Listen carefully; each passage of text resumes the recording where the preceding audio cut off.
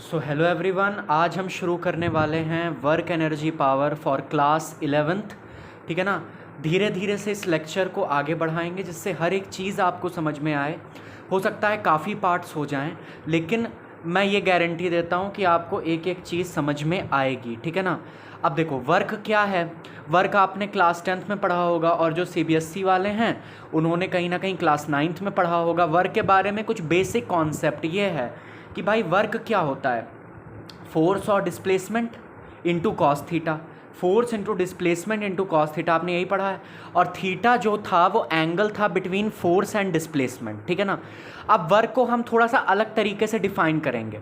Work physics में जब आप 11th में फिजिक्स पढ़ते हो तो आप वेक्टर्स पढ़ के आ रहे होते हो। तो वर्क फिजिक्स में जो है बेसिकली वो क्या है, वो है dot product of force and displacement. अच्छा, डॉट प्रोडक्ट की खास बात क्या होती है। डॉट प्रोडक्ट की खास बात ये होती है कि इसमें देखो, फोर्स भी तुम्हारा क्या है, वेक्टर है। डिस्प्लेसमेंट भी तुम्हारा क्या है, वेक्टर है। अब इन दोनों का जब हम प्रोडक्ट करते हैं, और वो भी कौन सा प्रोडक्ट, डॉट प्रोडक्ट, जब इन दोनों का हमने डॉट प्रोडक्ट लिया तो हमको जो मिली क्वांटिटी वो कैसी हुई, स्केलर। फोर्स कैसा है, वेक्टर। डिस्प्लेसमेंट कैसा है, वेक्टर। लेकिन वर्क कैसा है, स्केलर। इसलिए हमने कहा कि भाई फोर्स और डिस्प्लेसमेंट मल्टीप्लाई तो हो रहे हैं, लेकिन किस तरीके से मल्टीप्लाई हो रहे हैं, हमने कहा भाई डॉट प्रोडक्ट के माध्यम से मल्टीप्लाई हो रहे हैं। आ गई बात समझ में। तो मैंने यहाँ पे क्या बनाया, देखो ये ब्लॉक है, ये इनिशियल पोजीशन पर है। यहाँ पर हमने इस पर फोर्स लगाया, इसमें कुछ एक्सेलरेशन आया होगा, ये फाइनल पोजीशन पर पहुँच गया। इनिशियल और फाइनल पोजीशन के बीच का जो डिस्टेंस है वो कितना है, s। इनिशियल और फाइनल पोजीशन के बीच का जो डिस्टेंस है वो कितना है, s। तो डिस्प्लेसमेंट कितना हुआ, s। तो वर्क डन क्या हो गया, F डॉट S। ठीक है ना। अच्छा, डॉट प्रोडक्ट को जब हम खोलते हैं, यहां से डॉट हटाते हैं तो क्या मिलता है, हमें मिलता है F S कॉस थीटा। आ गई बात समझ, नहीं आई। देखो, जब हम डॉट प्रोडक्ट को हटाते हैं तो हमें क्या मिलता है, कॉस थीटा। लेकिन अगर मान लीजिए मैं कहूँ, जो कि रोटेशन में हम देखेंगे कि जो हमारे पास टॉर्क होता है टाउ, ये क्या होता है, R क्रॉस F होता है। ठीक है ना। टॉर्क जो होता है वो R क्रॉस F होता है। तो यहाँ पर अगर हम क्रॉस प्रोडक्ट को हटाएंगे, मान लो, ये लिखना मत, केवल समझाने के लिए बता रहा हूँ। इसको अगर हम क्रॉस प्रोडक्ट को हटाएंगे तो क्या आ जाएगा, R F साइन थीटा। यहाँ पे साइन थीटा आता है। जब क्रॉस प्रोडक्ट को हटाते हैं, डॉट प्रोडक्ट को हटाते हैं तो कॉस थीटा आता है। तो इस एक्सप्रेशन से हमारे क्या समझ में आया, इस एक्सप्रेशन से हमारे ये समझ में आया कि मान लो हमारे पास कोई बॉडी है। देखो, हमारे पास कोई एक बॉडी है, ये हमारे पास बॉडी है, एफ एस कॉस थीटा, ये बता रहा हूं मैं आपको। यहां पर मैंने कुछ फोर्स लगाया F। ठीक, theta angle from the horizontal पे। अब ये जो ब्लॉक है, ये S डिस्टेंस आगे चला गया, नहीं चला गया, चला गया ना, S डिस्टेंस आगे चला गया। तो देखो वर्क क्या होगा, वर्क में आप फोर्स का वो कंपोनेंट लेना, हमेशा ध्यान रखना, फोर्स का वो कंपोनेंट लेना जब आप वर्क कैलकुलेट कर रहे हो जो कि डिस्प्लेसमेंट के डायरेक्शन में हो। तो यहां पर देखो, फोर्स के दो कंपोनेंट आएंगे, एक तो F कॉस थीटा आएगा। ठीक है। अब अगर कंपोनेंट लेना नहीं आता तो वेक्टर्स पहले पढ़ो जा करके, ठीक है, कहीं से भी, किताब से या कहीं से भी। तो F जो है वो इधर आया, F कॉस थीटा, इधर आया F साइन थीटा। ठीक है। अब मान लो कि हमें फोर्स का वो कंपोनेंट लेना है जो कि डिस्प्लेसमेंट के डायरेक्शन में है, तो हम कौन सा लेंगे, भाई ब्लॉक इधर जा रहा है ना, डिस्प्लेसमेंट ब्लॉक का इस डायरेक्शन में हो रहा है, इस डायरेक्शन में। तो हम कौन सा कंपोनेंट लेंगे, बोलो, F cos theta into S। समझ में आ गई बात, वही चीज आ गई, F S कॉस थीटा या F cos theta into S। ठीक है। अगर मान लो थोड़ा सा अलग केस हो जाता और यहां पर मैं फोर्स लगाता with an angle theta from the vertical, तो क्या होता, डिस्प्लेसमेंट हमारा होता वही S। तो क्या होता, फोर्स का एक कंपोनेंट इधर आएगा F कॉस थीटा, जिस डायरेक्शन में एंगल होता है उस डायरेक्शन में कॉस आता है, इधर आएगा F साइन थीटा। ठीक है ना। अब देखो वर्क क्या हो जाएगा, वर्क हमारे पास अब क्या होगा, फोर्स का वो कंपोनेंट जो डिस्प्लेसमेंट के डायरेक्शन में हो। कभी सवाल गलत नहीं होगा, लिख के रख लो मेरी बात। फोर्स का वो कंपोनेंट लेना जो डिस्प्लेसमेंट के डायरेक्शन में हो। कौन सा कंपोनेंट डिस्प्लेसमेंट के डायरेक्शन में है? F sine theta into S. समझ में आया? अब क्या करते हैं लोग, रटते हैं कि भाई work done is equal to F S cos theta, F S cos theta. अरे भैया हर जगह एफ एस कॉस थीटा नहीं है, कभी कभी एफ एस साइन थीटा भी हो जाएगा। हमें यह देखना है कि फोर्स का कंपोनेंट कौन सा है जो कि डिस्प्लेसमेंट के डायरेक्शन में आ रहा है। क्लियर हो गई बात? पक्की बात? ठीक है, आगे बढ़ते हैं। अब वर्क की यूनिट बताओ। वर्क की यूनिट होती है जूल, ठीक है ना। डायमेंशन निकालना हो वर्क का, कैसे निकालोगे भाई? वर्क क्या होता है? Force into displacement. फोर्स क्या होता है? M L T minus two, ठीक है ना। डिस्प्लेसमेंट हो गया एल, तो क्या आ गया? M L two T minus two. ये वर्क का डायमेंशन है, ये तो याद रहना चाहिए आपको। वर्क की एसआई यूनिट हो जाती है कितनी? जूल। लाइट आ रही है? वर्क की एसआई यूनिट हो जाती है जूल। और सीजीएस यूनिट वर्क की क्या होती है? बोलो। सीजीएस यूनिट वर्क की होती है अर्ग। और 1 जूल जो होता है वो 10 की पावर 7 अर्ग होता है, ठीक है ना। तो उम्मीद है ये समझ में आ गया होगा। सीजीएस यूनिट अर्ग और एसआई यूनिट क्या होती है? जूल, ठीक है। तो ये आप चाहना तो लिख लेना, वैसे मुझे नहीं लगता इस लेवल पे आपको इन चीज़ों की ज़रूरत है, क्योंकि आपको पता है जूल और अर्ग के बारे में आपको पता ही होगा, ठीक है। चलिए आगे बढ़ते हैं। अब देखो यहाँ पर एक क्वेश्चन है, a gas filled in a cylinder fitted with a movable piston is allowed to expand. Nature of work done by gas. Work कैसा होगा? पॉजिटिव होगा, नेगेटिव होगा कि जीरो वर्क डन होगा? सोचो, ठीक है। अब देखो मैं पहले एक सिलेंडर बना लेता हूँ। एक सिलेंडर है, मान लो इस तरीके से। ये हमारे पास एक सिलेंडर है और यहाँ पे मैंने क्या लगा दिया? एक पिस्टन लगा दी। ये पिस्टन जो है ये मूवेबल पिस्टन है। इसमें क्या भरा है? गैस भरी है, ठीक है। अब क्या होगा, हमसे ये क्वेश्चन क्या कह रहा है? A gas filled in a cylinder fitted with a movable piston, fitted with a movable piston is allowed to expand. मतलब अब ये गैस एक्सपैंड करेगी। जब ये गैस एक्सपैंड करेगी तो इस पे क्या करेगी? कुछ प्रेशर लगाएगी। और जहाँ प्रेशर है बिना फोर्स के तो वो संभव नहीं है, क्योंकि प्रेशर जो है वो फोर्स अपॉन एरिया होता है, ठीक है ना। तो यहाँ पर इस पे कुछ फोर्स लगाएगी ये गैस, ठीक है। अच्छा, डिस्प्लेसमेंट किस डायरेक्शन में होगा पिस्टन का? इस डायरेक्शन में, आगे की तरफ। फोर्स और डिस्प्लेसमेंट के बीच का एंगल कितना है? या फोर्स का वो कंपोनेंट जो कि डिस्प्लेसमेंट के डायरेक्शन में हो, और डिस्प्लेसमेंट के डायरेक्शन में ही तो है फोर्स। तो कॉस थीटा कितना हो जाएगा? थीटा कितना होगा? जीरो, है ना। तो force work done is equal to F into S into cos 0 degree. Work done कैसा आ गया आपके पास? पॉजिटिव, ठीक है। समझ में आई बात? ठीक है, तो इस तरीके से ये पूछते हैं सवाल। आगे बढ़ते हैं। पहला क्वेश्चन देखो, a block of mass m is equal to 2 kg is pulled by a force F is equal to 40 newton upwards through a height h is equal to 2 metre. Find the work done on the block by the applied force F and its weight mg। अब देखो तुम्हें यहाँ पर केवल sign convention का ध्यान रखना है, बाकी सारी चीज़ें आसान है, कोई दिक्कत नहीं होगी। तो यहाँ पे ये फोर्स F ऊपर की तरफ और वेट जो इसका mg है वो नीचे की तरफ। Find the work done on the block by the applied force F। तो work done by the applied force F is equal to कितना? बोलो। Work done by the applied force F is equal to कितना होगा? जो force F आप लगाओगे वो आप ऊपर की तरफ लगा रहे हो, इसको आप उठा रहे हो। तो बेसिकली आप किसके अगेंस्ट काम करोगे? किसके अगेंस्ट वर्क करोगे? ग्रेविटी के अगेंस्ट, ठीक है। तो फोर्स F जो है वो आपको कितना लगाना पड़ेगा? mg के बराबर, है ना।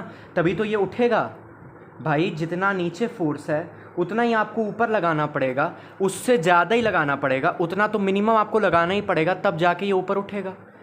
तो अगर हम कहें कि F फोर्स क्या है, तो F फोर्स हमारे पास है 40 न्यूटन, ठीक है। अच्छा, यहाँ पे दे ही रखा है, मैंने सोचा था नहीं दिया, चलो कोई नहीं। Work done F force 40 Newton. Displacement कितना हुआ? 2 मीटर। डिस्प्लेसमेंट भी ऊपर, फोर्स भी ऊपर, तो कॉस क्या हो गया? 0 डिग्री। कितना आ गया? 80 जूल। ये work done by the force F है, applied force. Work done by gravity, ठीक है, या वेट mg, है ना, दोनों ही एक ही चीज़ है। क्या होगा, mgh, ठीक। अच्छा, ये mgh पॉजिटिव होगा कि नेगेटिव होगा? भैया नेगेटिव होगा ना, क्यों? क्योंकि mg फोर्स कैसे लग रहा है, नीचे की तरफ, और डिस्प्लेसमेंट कैसे हो रहा है, ऊपर की तरफ। इस वजह से दोनों का डायरेक्शन अपोजिट हो गया, cos 180 -1 होता है। तो यहाँ पर क्या आ जाएगा, -2 × 10 × 2 -40 जूल। तो ये वर्क डन बाय ग्रेविटी। अब आप देख रहे हो साइन का कितना महत्व है यहाँ पर, -40 joule work done by gravity, क्योंकि फोर्स नीचे था, डिस्प्लेसमेंट ऊपर हो रहा था। लेकिन work done by the force capital F ये 80 जूल है। क्यों? क्योंकि फोर्स ऐसे है और डिस्प्लेसमेंट भी ऐसे हो रहा है, ऊपर के डायरेक्शन में। क्लियर है बात? आ गई बात समझ में? आगे बढ़ें। Find work done bye string on both blocks in 1 second. 1 second में स्ट्रिंग के द्वारा वर्क डन कितना होगा ब्लॉक्स के ऊपर, ठीक है। यहाँ पर आपको एक पुली दिया है, हमने इस पुली को रिलीज़ किया रेस्ट से। यहाँ पे कहीं पे लिख लेना, the system is release from rest, the system is release from rest.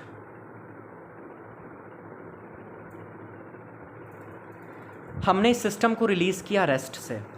क्या होगा कि यहाँ पर 2 kg वाला ब्लॉक नीचे जाएगा, 1 kg वाला ब्लॉक ऊपर जाएगा, ठीक है।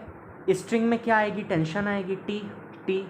अगर आपने पुली वाला लेक्चर नहीं देखा है तो प्लीज़ देख लेना, ठीक है। उसमें मैंने टेंशन का, एक्सेलरेशन का जो फॉर्मूला बताया है, प्लीज़ उसको ध्यान से देख लेना। वर्क डन बाय स्ट्रिंग का मतलब है work done by tension force, क्योंकि स्ट्रिंग में क्या होता है, टेंशन ही होती है। तो वर्क डन बाय स्ट्रिंग का मतलब है work done by tension on both blocks in 1 second. 1 second में वर्क डन कितना होगा? हमने इसको रिलीज़ किया रेस्ट से, फिर क्या हुआ कि 1 सेकेंड में ये 2 kg ब्लॉक कितना नीचे आया होगा, 1 सेकेंड में ये 1 kg ब्लॉक कितना ऊपर गया होगा। ये आप निकाल लेना, वही हमारा डिस्प्लेसमेंट हो जाएगा, और force into displacement into cos theta करके आपको वर्क डन मिल जाएगा। 1 kg ब्लॉक पे जो वर्क डन होगा वो पॉजिटिव होगा, 2 kg ब्लॉक पे वर्क डन नेगेटिव होगा। कैसे? यहाँ पर टेंशन ऊपर के डायरेक्शन में है, डिस्प्लेसमेंट भी ऊपर के डायरेक्शन में है।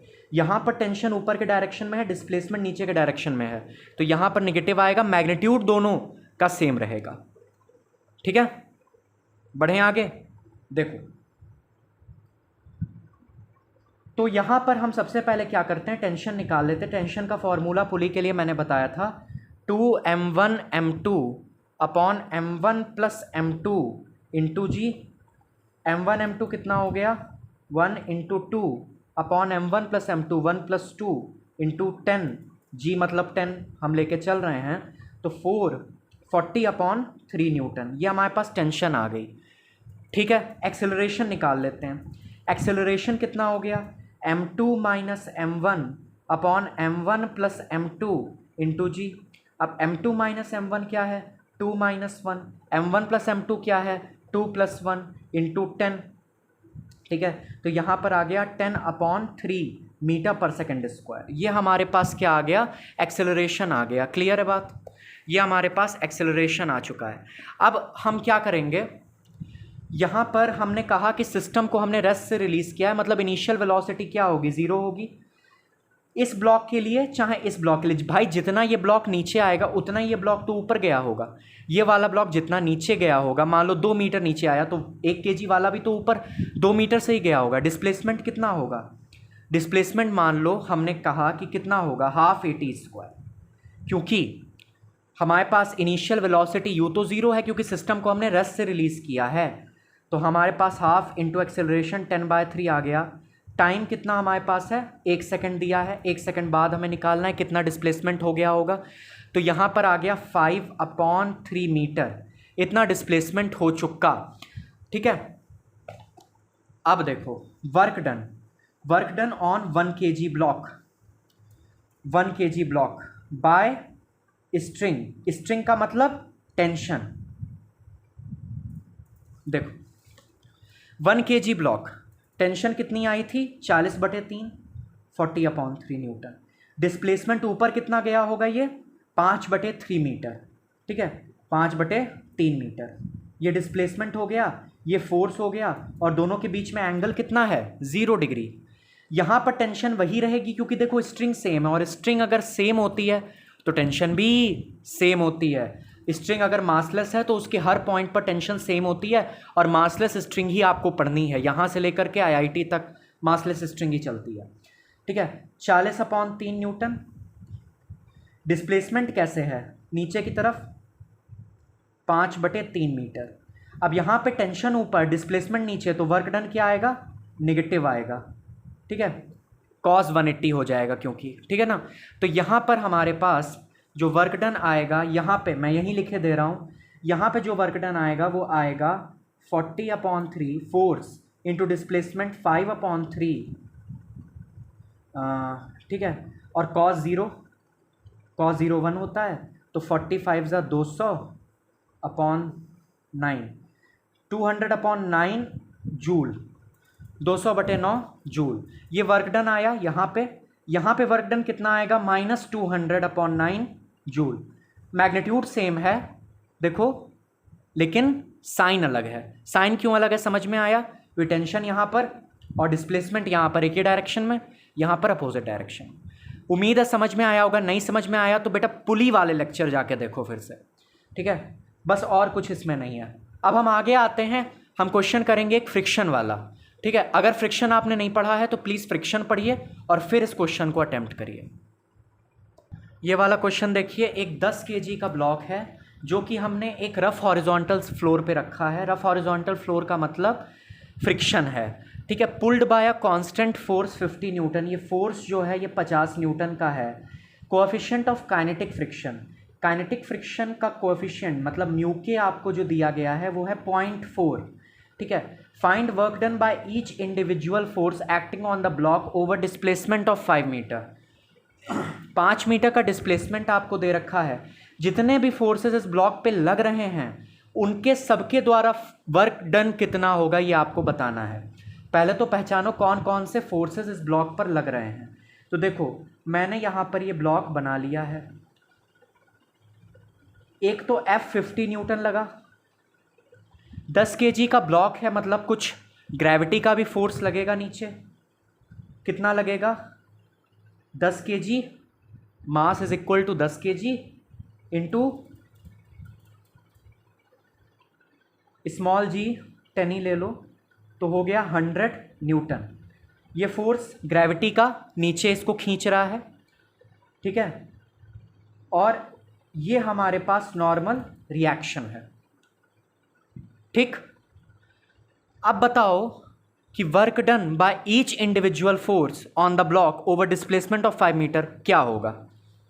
अच्छा एक फोर्स और है, फ्रिक्शन का फोर्स। काइनेटिक फ्रिक्शन भी एक्ट करेगा पीछे की तरफ क्योंकि हॉरिजॉन्टल फ्लोर है ना।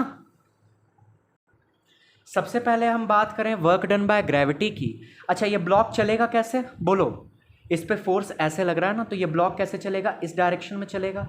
कितनी दूर चलेगा, डिस्प्लेसमेंट आपको दे रखा है 5 मीटर। तो हमने कहा वर्क डन बाय ग्रेविटी कितना होगा। वर्क डन बाय ग्रेविटी क्या 0 होगा? अरे हाँ भाई, क्योंकि देखो ग्रेविटेशनल फोर्स नीचे लग रहा है और डिस्प्लेसमेंट इस डायरेक्शन में हो रहा है। ग्रेविटेशनल फोर्स नीचे लग रहा है और डिस्प्लेसमेंट इस डायरेक्शन में हो रहा है। Displacement and gravitational force are mutually perpendicular और cos 90 की वैल्यू 0 हो जाती है। तो वर्क डन बाय ग्रेविटी क्या हो गया 0। Work done by normal reaction क्या हो जाएगा 0। क्यों? क्योंकि भाई नॉर्मल रिएक्शन इस डायरेक्शन में है ना तुम्हारा। नॉर्मल रिएक्शन तुम्हारा क्या है, इस डायरेक्शन में है। अब अगर ये नॉर्मल रिएक्शन इस डायरेक्शन में है और डिस्प्लेसमेंट इस डायरेक्शन में हो रहा है तो ये दोनों भी तो परपेंडिकुलर हो गए। cos 90 0 हो गया। Work done by force F, capital F क्या होगा, तो हमने कहा force into displacement into cos 0 degree, तो क्या आ जाएगा 250 joule, 250 joule. Work done bye kinetic friction कितना होगा, पहले तो काइनेटिक फ्रिक्शन है कितना ये निकालो। तो काइनेटिक फ्रिक्शन का जो फोर्स है वो कितना है, वो है म्यू के एन। अब ये आपने अगर फ्रिक्शन पढ़ा होगा तो आपको समझ में आएगा। म्यू के मतलब कोएफिशिएंट ऑफ काइनेटिक फ्रिक्शन, और एन क्या है, नॉर्मल रिएक्शन। नॉर्मल रिएक्शन यहाँ पर किसके बराबर है, 100 न्यूटन की, क्योंकि अलोंग द वर्टिकल डायरेक्शन कोई मोशन नहीं हो रहा है। तो इस वजह से म्यू के हमारे पास कितना है, 0.4 दे रखा है। नॉर्मल रिएक्शन वेट के बराबर हो गया 100, तो ये हमारे पास कितना आ गया, ये हमारे पास आ गया 40 न्यूटन। ये काइनेटिक फ्रिक्शन है, ठीक है, काइनेटिक फ्रिक्शन का फोर्स। तो काइनेटिक फ्रिक्शन का फोर्स है 40 न्यूटन, जो कि पीछे की तरफ लगेगा, और डिस्प्लेसमेंट इधर होगा 40 × 5, ठीक है, 40 × 5।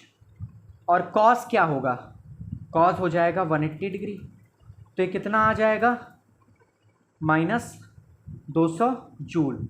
Work done bye kinetic friction negative हो गया, देखा आपने, -200 जूल, ठीक है। तो ये हमने सारे फोर्सेस जो इस पे लग रहे थे उनके द्वारा वर्क डन हमने निकाल दिया। Okay, work done by gravity 0, work done by normal reaction 0, work done by force F 250 joule positive, work done bye kinetic friction is -200 joule negative. क्यों नेगेटिव, काइनेटिक फ्रिक्शन पीछे लग रहा है, बॉडी की tendency आगे जाने की नहीं, बॉडी आगे जा रही है।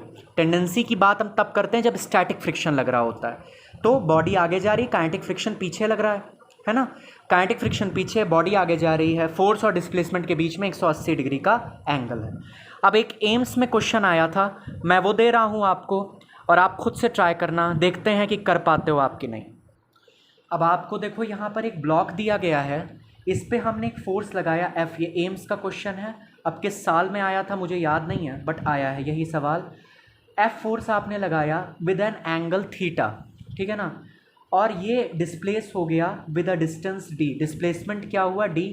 Work done by the applied force F is, F के द्वारा वर्क डन कितना होगा, अप्लाइड फोर्स कितना है हमारा, F है, F फोर्स के द्वारा वर्क डन कितना होगा, ठीक है। आपको ये निकालना है, कोएफिशिएंट ऑफ फ्रिक्शन आपको दे रखा है म्यू। अगर स्टैटिक और काइनेटिक फ्रिक्शन डिस्टिंग्विश ना करे वो, तो मैंने क्या बताया था एनएलएम वाले चैप्टर में, आप म्यू को ही कोएफिशिएंट ऑफ स्टैटिक फ्रिक्शन मानो, म्यू को ही कोएफिशिएंट ऑफ काइनेटिक फ्रिक्शन मानो। तो work done by applied force F कितना होगा। 4 ऑप्शंस आपको दिए हैं, सॉल्व करो, ट्राई करो खुद से, और फिर मैं बताता हूँ आपको। सेकंड ऑप्शन सही है। अब देखो कैसे, देखो यहां पर हमारे पास ब्लॉक रखा है, और इस ब्लॉक पे फोर्स कैसे लग रहा है, F with an angle theta. इस डायरेक्शन में क्या लगेगा, F कॉस थीटा। इस डायरेक्शन में क्या होगा, F साइन थीटा।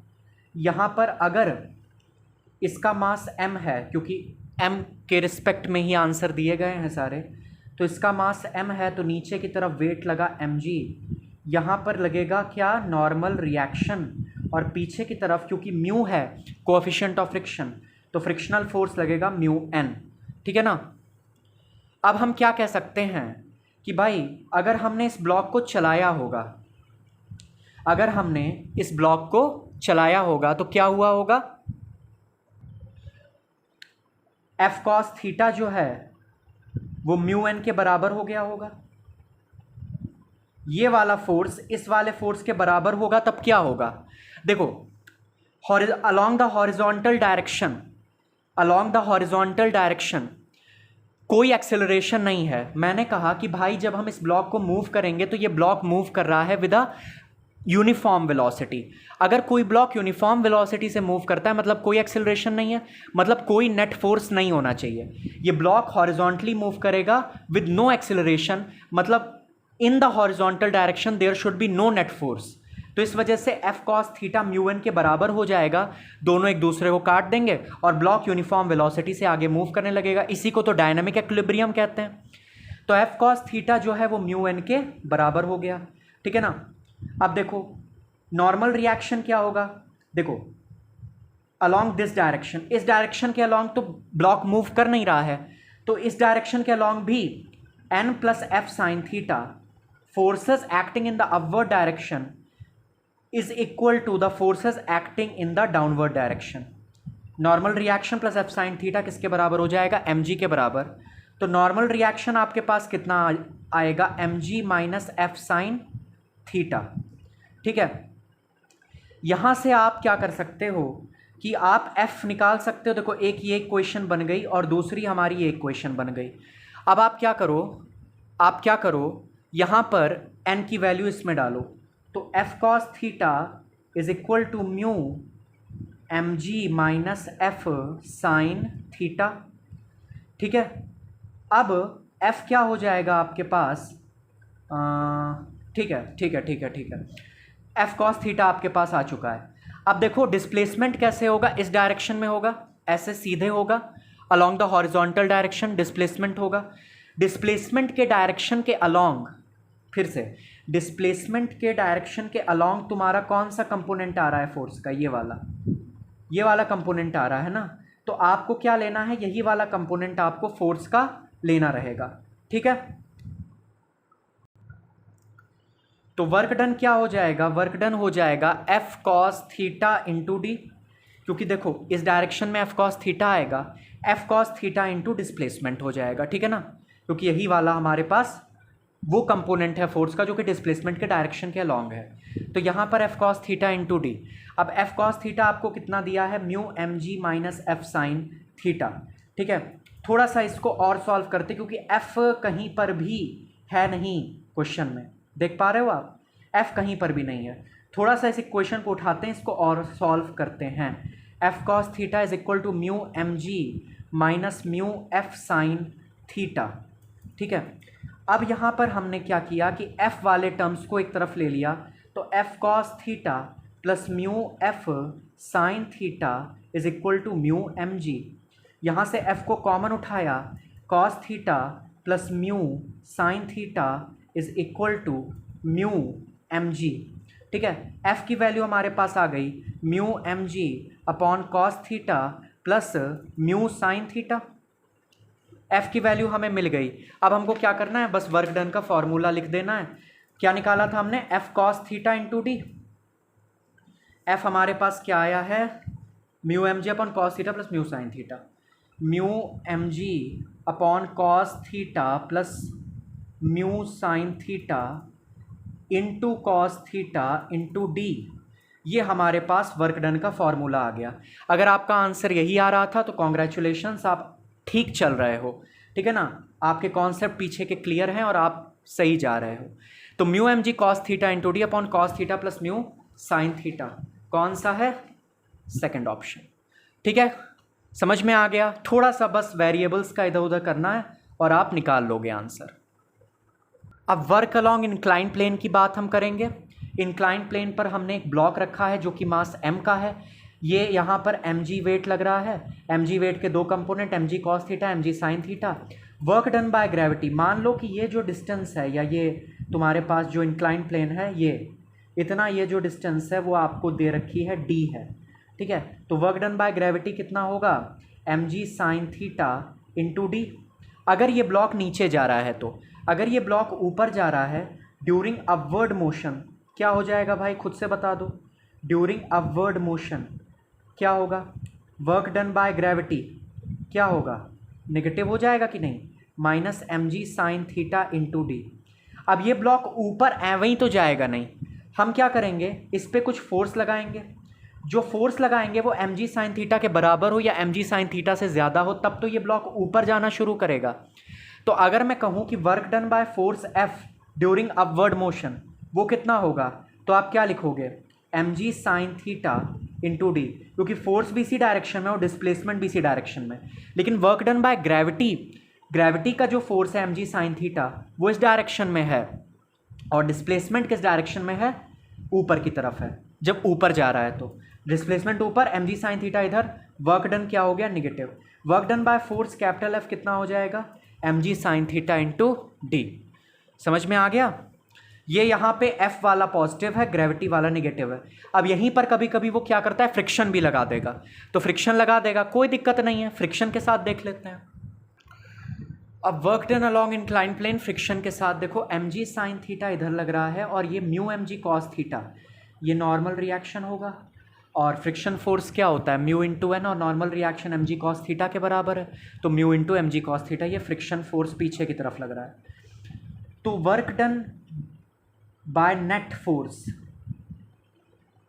ठीक है, देखो mg साइन थीटा इधर जा रहा है, म्यू mg कॉस थीटा पीछे की तरफ है, तो हमारा जो नेट फोर्स है वो कितना है, वो है mg sine theta minus mu mg cos theta.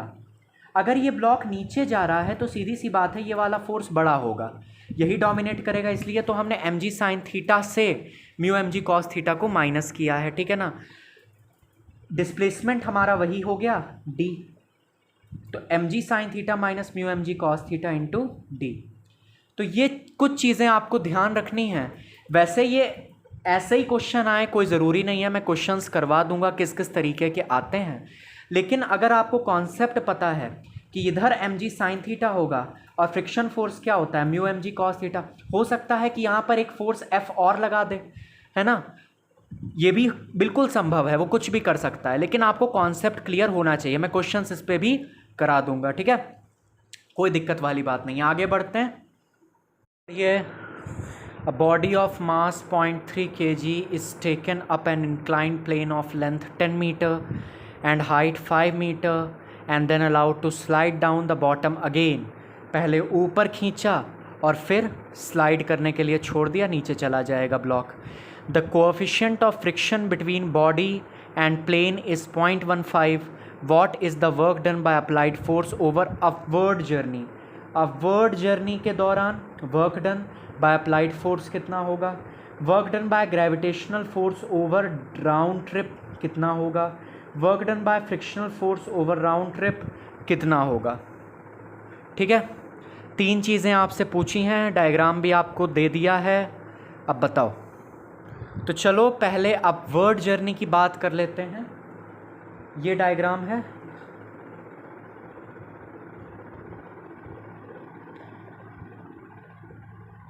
ये मास m है, ठीक है ना। जब हम सबसे पहले इसका जो वेट है अलोंग द इंक्लाइंड प्लेन वो कितना होगा, mg साइन थीटा। हम इसको पकड़ के सबसे पहले ऊपर खींचेंगे with a force capital F। जब हम इसको ऊपर खींचेंगे ये ऊपर जाएगा तो फ्रिक्शन किस डायरेक्शन में लगेगा, बोलो फ्रिक्शन किस डायरेक्शन में लगेगा, इस डायरेक्शन में F। ठीक है ना, फ्रिक्शन की ये टेंडेंसी होती है कि it always opposes the motion and it always opposes the tendency of motion. तो जिस डायरेक्शन में मोशन हो रहा है उसके अपोजिट डायरेक्शन में ही फ्रिक्शन लगता है, ये कसम खाए हुए है। जहाँ बॉडी चलने वाली होगी जिस डायरेक्शन में उसके अपोजिट स्टैटिक फ्रिक्शन, जिस डायरेक्शन में बॉडी चल रही है उसके अपोजिट काइनेटिक फ्रिक्शन, क्योंकि यहाँ पर हम काइनेटिक फ्रिक्शन की बात कर रहे हैं। हालांकि केवल म्यू आपको दे रखा है, ये नहीं बताया कि काइनेटिक फ्रिक्शन का म्यू है कि स्टैटिक फ्रिक्शन का म्यू है, तो हम दोनों के लिए लेके चलेंगे। ठीक है, अब यहाँ पर F एक्सटर्नल ये है, mg साइन थीटा इधर, F इधर। हम निकालते हैं work done by gravitational force, work done by gravitational force क्या होगा, जब ये ऊपर जाएगा तो वर्क डन क्या होगा, mg sine theta into L, ये लेंथ जो आपको दे रखी है वो 10 मीटर की है, इंटू कॉस 180 डिग्री, क्योंकि डिस्प्लेसमेंट और फोर्स के बीच में जो एंगल है वो 180 डिग्री का है। तो यहाँ पे कितना आ जाएगा, 0.3, मास आपको 0.3 kg दे रखा है, इंटू जी 10। साइन थीटा कितना है, अच्छा साइन थीटा आपको ऐसे नहीं दिया है इन्होंने, यहाँ पर साइन थीटा, अगर ये थीटा एंगल है तो perpendicular upon hypotenuse sine theta होगा ना। तो साइन थीटा क्या होता है, परपेंडिकुलर अपॉन हाइपोटेन्यूज। परपेंडिकुलर यहाँ पर है 5, हाइपोटेन्यूज यहाँ पर है 10, आ गया हाफ, और थीटा हाफ मतलब साइन थीटा हाफ मतलब थीटा कितना है 30 डिग्री। तो यहाँ पर जो आपके पास साइन थीटा है वो कितना है, हाफ। ठीक है ना, लेंथ आपको कितनी दे रखी है 10 मीटर, और cos 180 इज -1, कितना आ गया आपके पास,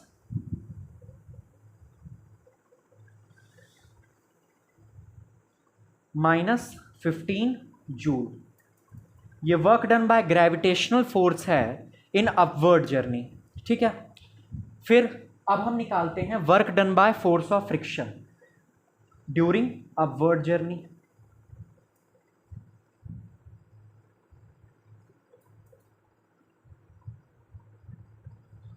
देखो ये हमारे पास फ्रिक्शन फोर्स एक्ट कर रहा है, डिस्प्लेसमेंट अगेन अपोजिट डायरेक्शन में है फ्रिक्शन के, तो क्या आएगा,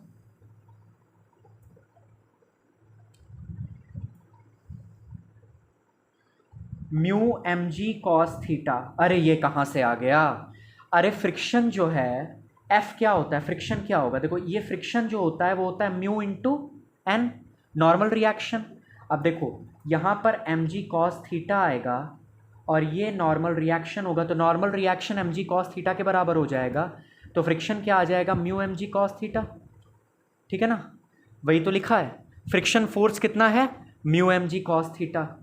अच्छा डिस्प्लेसमेंट कितना है 10 मीटर और एंगल कितना है, अगेन वही 180 डिग्री, तो क्या आ जाएगा, म्यू कितना है 0.15, एम कितना है 0.3, जी कितना है 10 कॉस थीटा। अच्छा कॉस थीटा, अगर साइन थीटा तुम्हारे पास हाफ है, मतलब थीटा तुम्हारे पास कितना है 30 डिग्री है, समझ में आ रहा है, थीटा तुम्हारे पास कितना है 30 डिग्री है, तो कॉस थीटा तुम्हारे पास कितना आएगा, कॉस थीटा तुम्हारे पास कितना आएगा, कॉस 30 होता है √3/2, यही तो होता है, ठीक है। तो यहां पे हमने लिख दिया cos 30, ठीक, म्यू हो गया, एम हो गया, जी हो गया, cos 30 into 10 into -1, cos 180 is -1। अब आप ये मत समझना इधर भी कॉज आ गया इधर भी कॉज आ गया, अरे भाई ये फ्रिक्शन का कॉज है और ये वर्क वाला कॉज है, वर्क फोर्स इनटू डिस्प्लेसमेंट वाला, ठीक है ना। तो अब यहां पे कितना आएगा, यहां पर आएगा -3.879 जूल, ये work done by force of friction आ गया आपके पास, work done by force of friction, ठीक। अब आपसे कहा कि भाई work done by external force कितना होगा, तो एक्सटर्नल फोर्स मिनिमम आपको कितना लगाना पड़ेगा, अगर इस ब्लॉक को आपको ऊपर खींचना है तो मिनिमम आपको एक्सटर्नल फोर्स कितना लगाना पड़ेगा, एफ कितना होना चाहिए, M G sine theta plus friction के बराबर होना चाहिए, तभी तो इन दोनों को बैलेंस कर पाएगा, तभी तो ये ब्लॉक ऊपर मूव करेगा। तो यहाँ पे एफ क्या होगा, M G sine theta plus small F मतलब फ्रिक्शन। तो यहाँ पे work done by external force की अगर हम बात करें तो work done by external force is equal to F external into displacement into cos 0 degree. तो वर्क डन कितना हो जाएगा, M G sine theta plus mu M G cos theta, ये फ्रिक्शन है बताया था अभी, इंटू डिस्प्लेसमेंट कितना है 10 कॉस 0 क्यों लिखा, क्योंकि फोर्स हम इसी डायरेक्शन में लगाएंगे और डिस्प्लेसमेंट भी ऊपर की तरफ हो रहा है, तो हमारे पास जो एंगल होगा वो 0 हो जाएगा, ठीक है।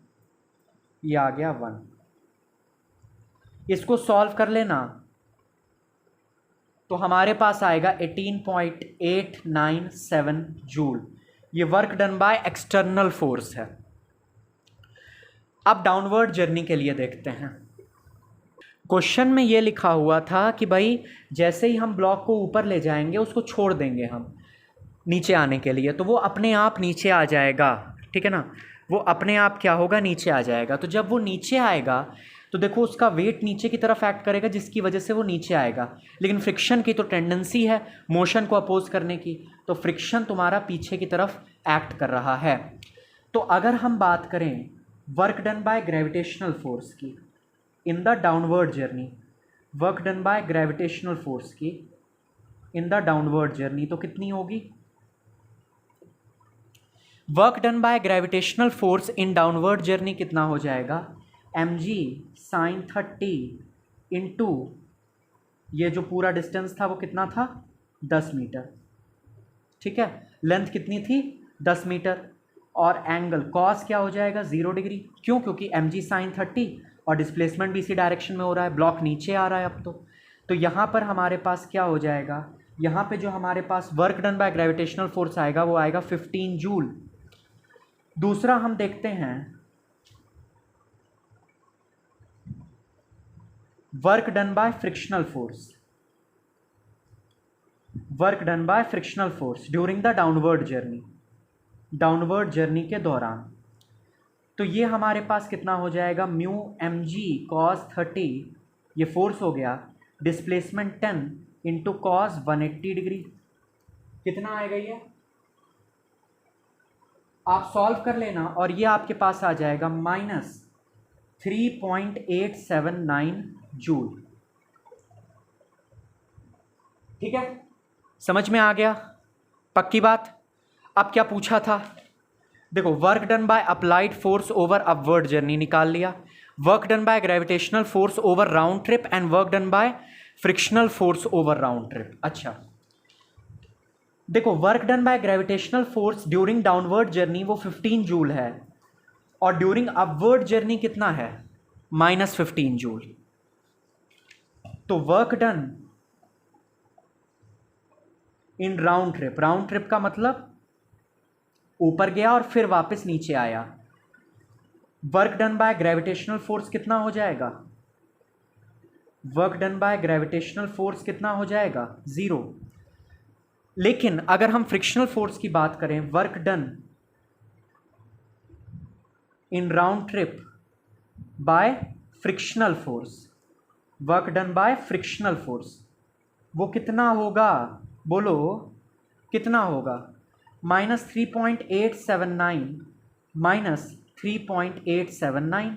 देखो यहाँ पे -3.879 जूल और यहाँ पर भी -3.879 जूल।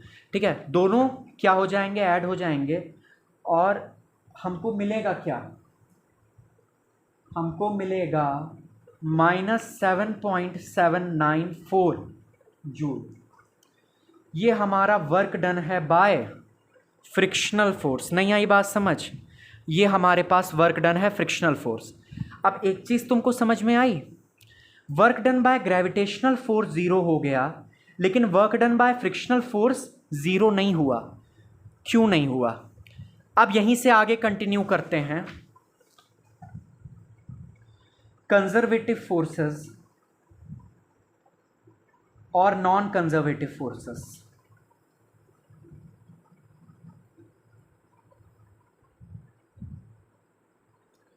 देखो कंजर्वेटिव फोर्सेस वो होते हैं जो जिनकी प्रेजेंस में यदि आप वर्क करोगे तो वो वर्क जो है वो पाथ के इंडिपेंडेंट रहेगा। जैसे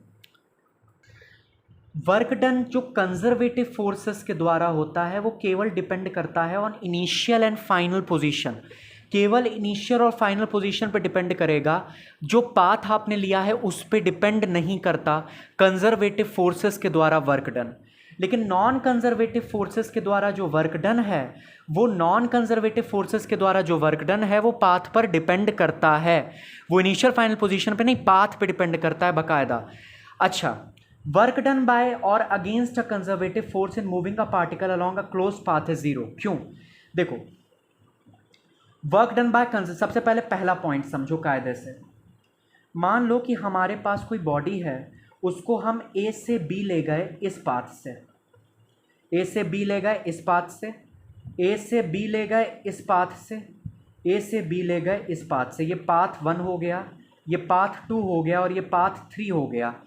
इन the presence of a conservative force, हमने इस पर कोई कंजर्वेटिव फोर्स ही लगाया। कंजर्वेटिव फोर्स जैसे ग्रेविटेशनल फोर्स, मान लो कि यहाँ पर ग्रेविटेशनल फील्ड है या इलेक्ट्रोस्टैटिक फील्ड है, हम कोई बॉडी को ए से बी ले जाएंगे in the presence of an electrostatic field या ग्रेविटेशनल फील्ड, तो work done along path 1 will be equal to work done along path 2 will be equal to work done along path 3। दूसरा point क्या कह रहा है, work done by और against a conservative force in moving a particle around along a closed path is 0। मान लो कि भाई कोई पार्टिकल है, वो एक पॉइंट ए है उसका, वो चला इस पॉइंट से और वापस इसी पॉइंट पर आ गया, तो उसकी इनिशियल पोजीशन भी यही है, फाइनल पोजीशन भी यही है, पोजीशन में कोई चेंज नहीं हुआ। क्योंकि पोजीशन में कोई चेंज नहीं हुआ, इसकी वजह से कंजर्वेटिव फोर्सेस की अगर हम बात करें तो वर्क डन कुछ भी नहीं हुआ। अगर हम कंजर्वेटिव फोर्सेस के द्वारा वर्क डन देखें इस केस में, तो नॉन कंजर्वेटिव फोर्सेस में वर्क डन जो है वो पाथ पर डिपेंड करता है और नॉन ज़ीरो होता है in a round trip. In a round trip it is non zero. अब एक चीज़ ध्यान रखना, ग्रेविटेशनल फोर्स एक कंजर्वेटिव फोर्स है।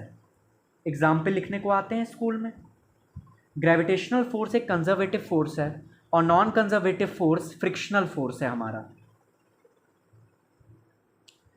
अब वापस आते हैं हम उसी सवाल पे जो हमने किया था। देखना, सेकंड वाला पॉइंट ध्यान रखना, कंजर्वेटिव फोर्सेस के द्वारा जो वर्क डन होता है वो इनिशियल फाइनल पोजीशन पर डिपेंड करेगा।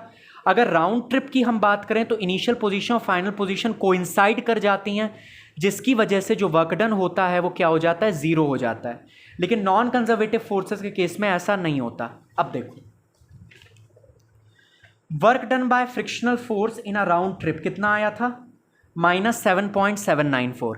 जब ब्लॉक ऊपर गया और जब ब्लॉक नीचे आया, दोनों केसेस में जो वर्क डन था वो जुड़ गया था, है ना, क्योंकि दोनों केसेस में वर्क डन क्या आया था, निगेटिव आया था, दोनों जुड़ गए थे और हमको क्या मिला था, -7.794 जूल। यहाँ पर जो वर्क डन है बाय फ्रिक्शनल फोर्स वो ज़ीरो नहीं है, क्योंकि फ्रिक्शनल फोर्स एक नॉन कंजर्वेटिव फोर्स है, जबकि ग्रेविटेशनल फोर्स एक कंजर्वेटिव फोर्स है। तो क्या हुआ कि जैसे ही हम ब्लॉक को ऊपर ले गए और फिर वापस नीचे लाए, जब हम ऊपर ले गए तो work done by gravitational force negative आया, जब वो नीचे आया तो work done by gravitational force positive आया, दोनों ने एक दूसरे को काट दिया और work done by gravitational force zero हो गया। क्यों ज़ीरो हुआ, क्योंकि ये कंजर्वेटिव फोर्स है। ये डिपेंड करता है केवल इनिशियल फाइनल पोजीशन में, और इस केस में, राउंड ट्रिप वाले केस में, इनिशियल पोजीशन भी वही थी, फाइनल पोजीशन भी वही थी, डिस्प्लेसमेंट कुछ हुआ नहीं, इसकी वजह से वर्क डन ग्रेविटेशनल फोर्स के द्वारा ज़ीरो हो गया। लेकिन work done in round trip की अगर हम बात करें, फ्रिक्शनल फोर्स की अगर हम बात करें, क्योंकि ये नॉन कंजर्वेटिव फोर्स है, इसकी वजह से इसका work done in a round trip zero नहीं हुआ। तो ये एक बहुत इंपॉर्टेंट चीज़ है जो कि आपको ध्यान रखनी है। बहुत लंबा लेक्चर हो गया है, मैं यहीं पर इसको ख़त्म करता हूँ। अगले पार्ट में हम work done by variable force की बात करेंगे। अगर आपको इंटीग्रेशन नहीं आता है तो प्लीज़ करके रखिएगा, work done bye a variable force. Variable force कैसा है, वेरिएबल फोर्स कुछ ऐसा, जैसे मान लो अगर फोर्स को तुम्हें दे दिया जाए कि फंक्शन ऑफ एक्स है, force is a function of x. Function of x का मतलब क्या है, ये, ठीक है। तो यहाँ पर अगर तुमको फोर्स कुछ इस तरीके से दे दिया जाए, x³ - x² + 6, तो ये फोर्स हो गया तुम्हारा फंक्शन ऑफ एक्स। अब ये वेरिएबल फोर्स है, जैसे जैसे x एक्सिस पर कोऑर्डिनेट्स बढ़ेंगे वैसे वैसे फोर्स की भी वैल्यू चेंज होगी। कितने से चेंज होगी वो अलग बात है, लेकिन चेंज तो होगी। तो यहाँ पर इस केस में हम वर्क डन कैसे निकालेंगे, dW = F.dx करेंगे और यहाँ पर इंटीग्रेट करेंगे, ठीक है ना। तो यहाँ पर W आ जाएगा और F.dx का इंटीग्रेशन हम करेंगे। ये सब और इसके ऊपर जो सवाल हैं वो हम अगले लेक्चर में देखेंगे। अभी के लिए जितना कराया है उतना सही से कर लेना, जो भी किताब आपके पास हो उसमें जो वर्क वाले क्वेश्चन हैं वो प्रैक्टिस कर लेना। और उम्मीद है कि वर्क जो है आज आपका क्लियर हो गया होगा, जो बेसिक कॉन्सेप्ट है। तो पढ़ाई करते रहें। All the very best.